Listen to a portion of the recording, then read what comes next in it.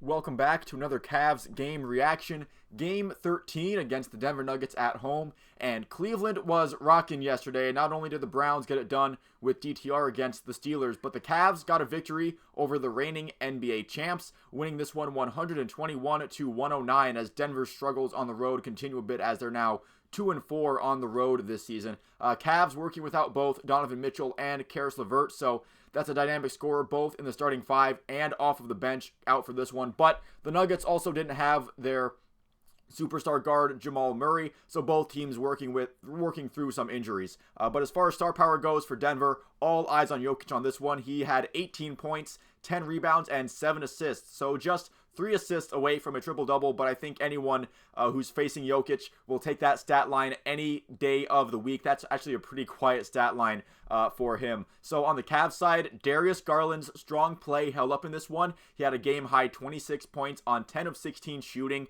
This is the kind of Darius Garland that gets Cavs fans excited at the idea of him being a long-term part of the core here with the Cavs. I feel like there's some overreaction whenever Darius Garland has a rough game or two that they have to get him out of there, and he's never going to be worth a huge contract. But if this Darius Garland shows up more often than not, then I'll definitely be along for the Darius Garland ride in a Cleveland Cavalier uniform. You have Evan Mobley putting together another double-double as well. 16 points, 10 rebounds, and just like the Browns had a rookie unexpectedly coming up big yesterday for them, a Cavs rookie did the same thing here in Craig Porter Jr. He's been gradually getting more and more minutes this season. He's looked better and better as the early year has gone on, and this game was definitely his most impactful so far. In the 25 minutes that he was on the court, he had 21 points on 7 of 10 shooting, making all 7 of his free throws. Also had 4 assists and 4 rebounds, 2 steals, and a block. So have yourself a game,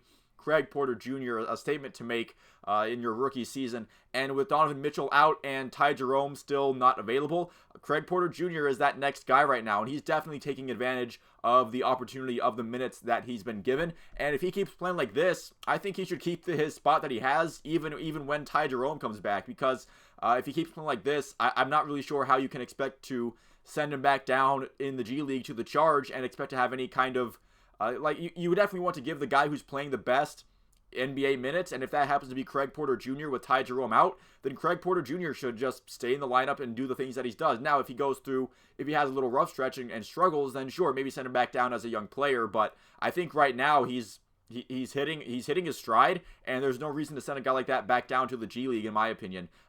Another Summer League All-Star in Sam Merrill got some minutes in this one too. 24 minutes, not as impressive as Porter Jr.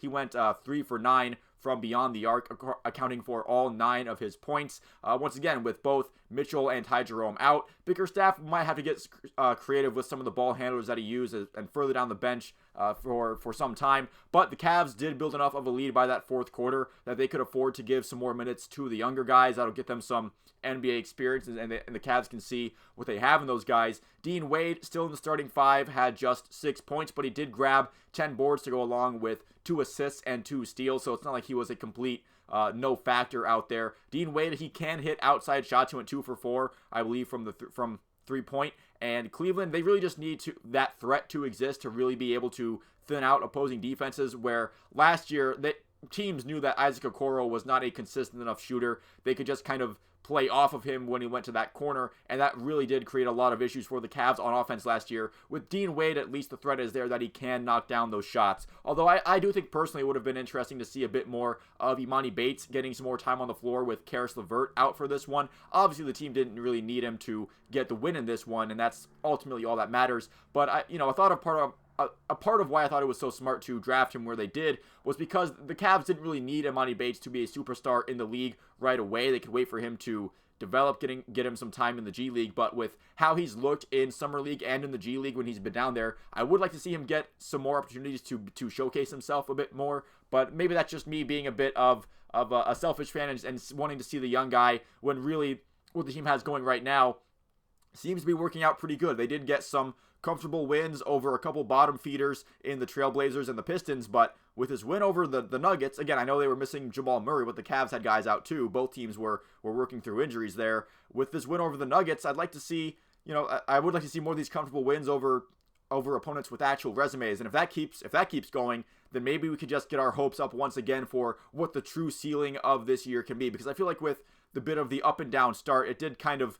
temper expectations from the fans of, man, what is this team truly capable of? If they can get these next couple games against the 76ers and the Heat, if they can come out, maybe if they don't win all of them like they won this game, but if they can look really competitive and if they can get some momentum going, even though the schedule got a bit tougher recently, I do feel like that can get Cavs fans' hopes up again, and that can really lead it to the rest of the season to go bigger and beyond what they did last season, which was impressive, but the Cavs ultimately hope for better things. But that's going to do it for this video. Thank you so much for watching. If you didn't make it this far into it, feel free to leave a like and a subscribe if you enjoyed it and you'd like to see more like it. I cover a lot of teams that I like in Ohio. Maybe you'll like the videos about them as well. But once again, thank you for watching, and I will see you at the next one.